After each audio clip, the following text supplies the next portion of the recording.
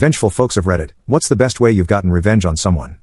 About 6 or 7 months ago, my neighbor got a drone. I have no issue with hobbies, but he insisted on flying like a complete jerk. He hovered in front of homes and windows, tried to race cars on the road, and worst of all, flew into my fenced backyard to harass my dog. The drone buzzed over him, diving low just above his head before circling back. My 70 pounds Malamute was terrified, and I feared what would happen if it hit him. I repeatedly asked my neighbor to stop, explaining how it scared my dog. He laughed in my face and told me to get lost. When it continued, I called the police. Unfortunately, all they could do was ask him not to fly over my property. Finally, in late December, my dog had enough. As the drone dived at him, he caught it and shredded it to pieces.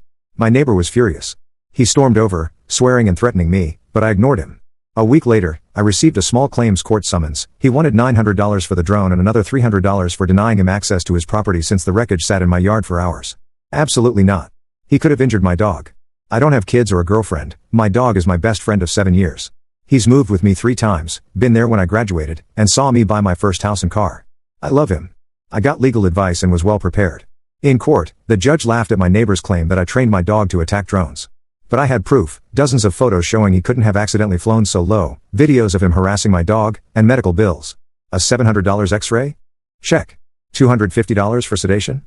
Of course. A $400 dental exam and cleaning? Why not?